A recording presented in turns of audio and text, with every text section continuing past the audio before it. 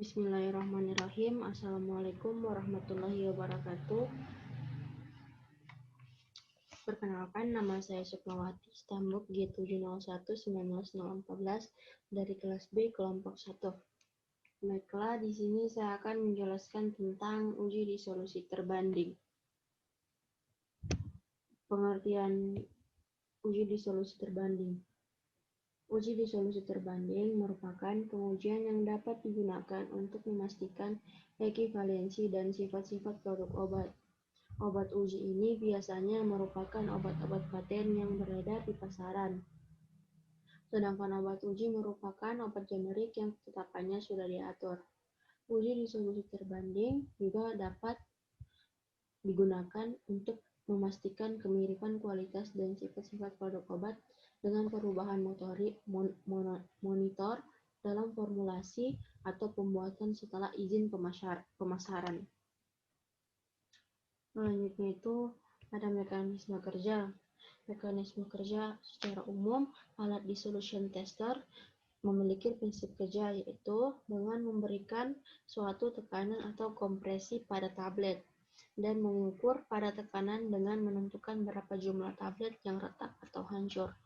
Menurut Dirjen POM tahun 1995, prinsip kerja alat dissolution tester dapat dilakukan dengan dua cara, yaitu yang pertama, alat dissolution tester ini terdiri dari sebuah wadah tertutup yang terbuat dari kaca atau bahan transparan yang inner dengan suatu batang logam yang digerakkan oleh mesin dan keranjang yang berbentuk silinder dan dipanaskan dengan tangas air pada suhu 37 derajat Celcius. Yang kedua itu jenis alat laboratorium yang digunakan adalah yang terdiri dari daun sebagai dayung dan batang sebagai pengaduk. Batang berada pada posisi demikian, sehingga sumbunya tidak lebih dari 2 mm pada setiap titik dari sumbu vertikal wadah dan berputar halus tanpa goyangan. Selanjutnya itu ada monografi obat. Yang pertama itu pH medium, pH yang digunakan pada medium disolusi. Yang kedua itu volume medium, volume air dalam bejana. Yang ketiga itu volume sampling, volume yang dapat dipipet. Terus ada panjang gelombang yang digunakan di alat uji dissolution tester. Terus kita masuk ke syarat berketerimaan. Di sini syarat berketerimaan itu terdiri dari 3 tahap, yaitu yang pertama itu tahap 1, jumlah yang diuji itu 6 obat. Batas penerimaannya itu tiap unit tidak kurang dari Q ditambah 5%. Dan untuk S2, jumlah yang diuji itu ada 6 obat. Batas penerimaannya itu rata-rata dari 12 unit S1 tambah S2 adalah sama dengan atau lebih besar dari Q dan tidak 1 unit sediaan yang lebih kecil dari Q kurang 15%. Terus ada S3, jumlah obat yang diuji itu ada 12. Rata-rata dari 24 unit S1 ditambah dengan S2 ditambah dengan S3 adalah sama dengan atau lebih besar dari Q, tidak lebih dari 2 unit. Sediaan yang lebih kecil dari Q dikurang 15% dan tidak 1 unit pun yang lebih kecil dari Q kurang 25%.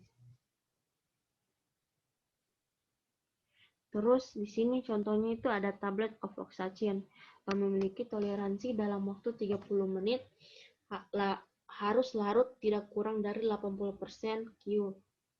Contohnya itu di sini pada S1 ada di sini ada 6 obat, contoh 6 obat yang akan diuji 1 2 3 4 5 6. Pada S1 itu masing-masing tablet sudah diketahui tiap unit tidak kurang dari Q ditambah 5%. Diketahui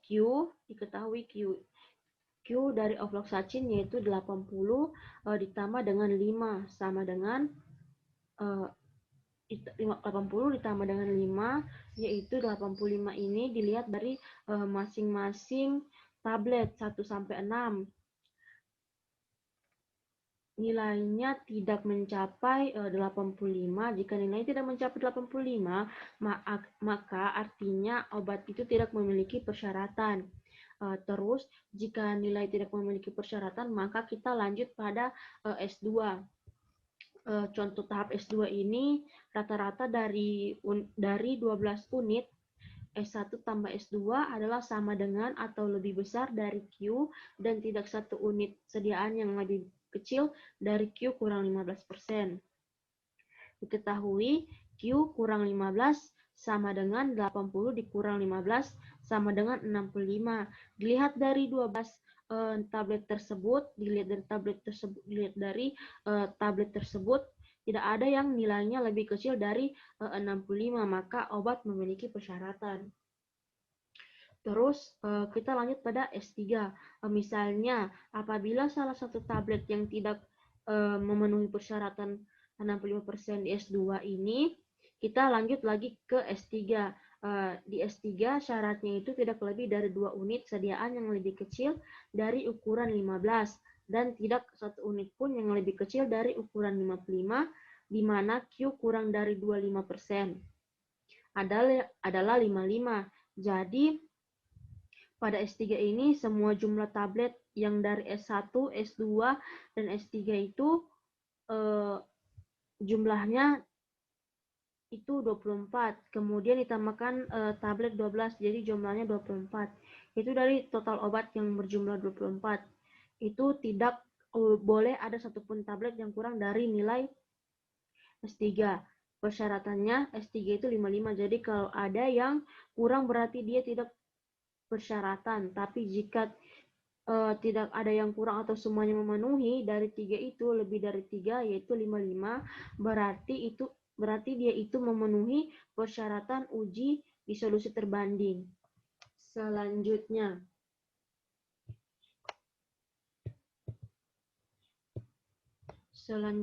kita akan masuk pada aplikasi pack booster. Cara penggunaan aplikasi pack booster.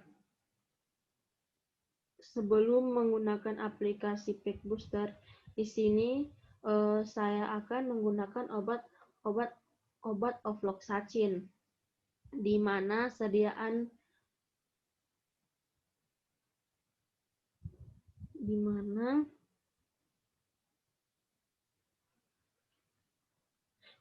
di sini itu ada 3 data yang akan dibandingkan. Ada inovator obat A, ada juga data uji obat B. Jadi kita akan membandingkan kemiripan atau bioekuivalensi dari inovator dari obat A dan obat B.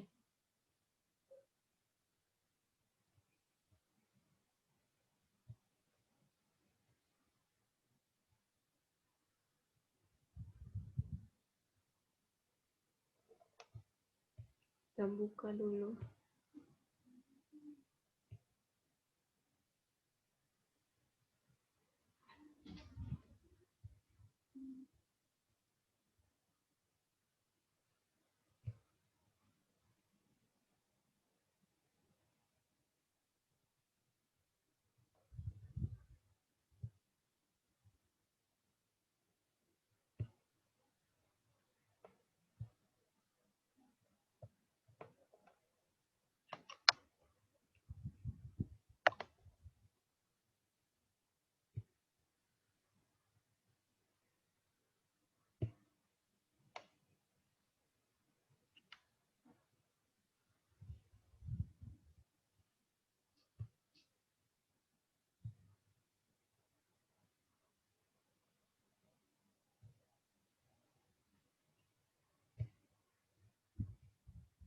Di sini ada ketiga data dari obat tadi, ketiga data dari sampel tadi kita masukkan pada notepad, di mana yang di ujung ini Di pinggir ini merupakan waktu.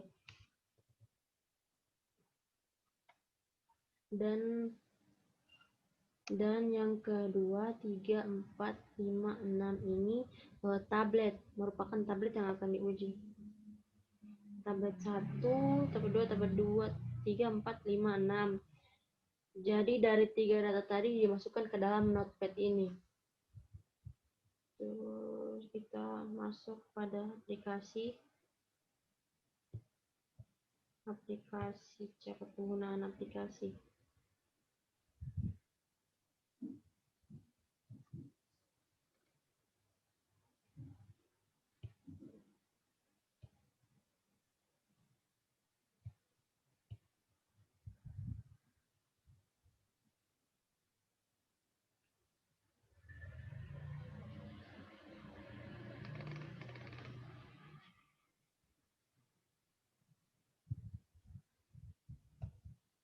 Untuk aplikasinya ini tunggu ya, wait.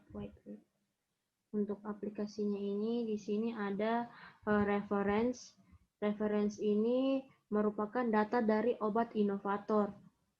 Terus teks ini merupakan data dari obat uji. Terus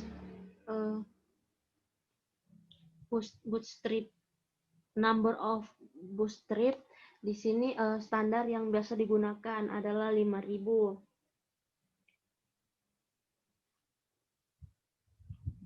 Terus di sini ada confidence interval. Ini adalah nilai Q. Jadi nilai Q tablet ofloxacin ini itu nilai Q-nya itu 80. Jadi kita akan melakukan pengujian pada tahap 1, yaitu dengan syarat Q tambah 5. Dengan syarat Q 80 apa tadi itu? Tambah 5. Jadi 85% untuk sampling mode. Untuk sampling mode ini merupakan individual prevalence, itu hanya menguji satu data saja atau tidak membandingkan inovator dengan obat ujinya. Sedangkan wall factor ini menggunakan 2 sampel untuk membandingkan obat uji dan inovatornya. Terus F2 auto rule ini, no auto itu dia kedua sampel tidak harus memenuhi persyaratan nilai Q lebih dari 85%. Sedangkan one profile ini salah satunya saja.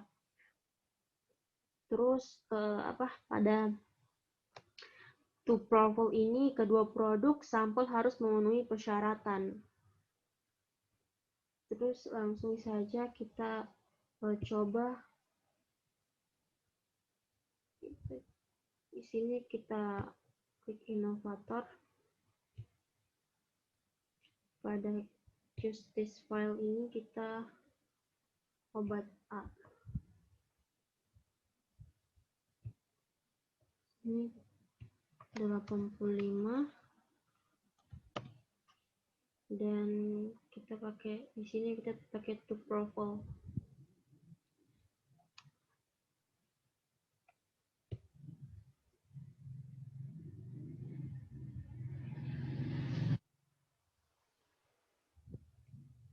Nah, di sini saya akan jelaskan F1 itu perbedaan F1 dan F2 itu perbedaan F1 ini perbedaan antara produk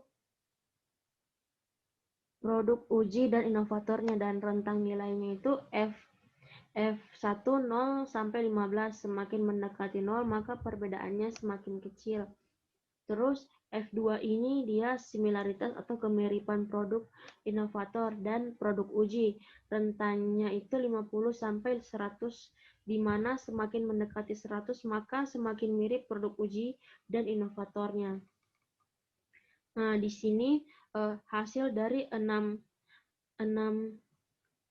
jadi hasil dari 6,44 ini perbedaannya itu jadi mendapatkan 6,4, di mana itu yang artinya perbedaannya itu semakin kecil. perbedaan antara obat 1 dan obat 2 itu kecil karena tidak melebihi 15, dan untuk F2 ini dia melebihi dari 5, dan untuk F2 ini dia melebihi dari 50. Jadi dia semakin similarity atau mirip, atau grafiknya sendiri kita dapat lihat ini mirip namun agak berjauhan jarak. Yang biru ini dia, tapi model grafiknya itu sama. Yang biru itu merupakan inovator, yang hitam itu obat uji. Dan kita lanjut pada obat uji B. Kita hanya mengganti pada obat B.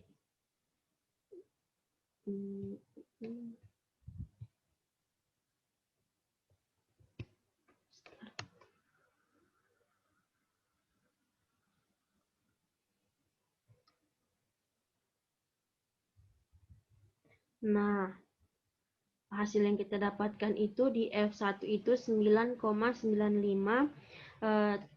Jadi perbedaan antara produk uji F1 dan F2 itu semakin mendekati karena perbedaannya itu semakin kecil. Terus pada F2 itu dia similaritasnya atau kemiripannya itu sudah mendekati atau sudah sama.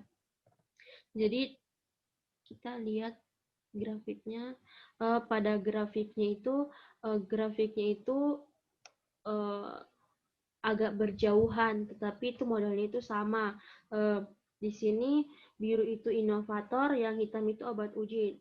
Nah, dapat disimpulkan bahwa obat uji dan inovator itu mirip atau bioekuivalensi. Mungkin itu saja yang dapat saya sampaikan. Mohon maaf apabila ada salah kata, terlalu lama menjelaskan, mohon dimaafkan. Wabillahi taufiq wal hidayah. Wassalamualaikum warahmatullahi wabarakatuh. Semoga ini tersinggung.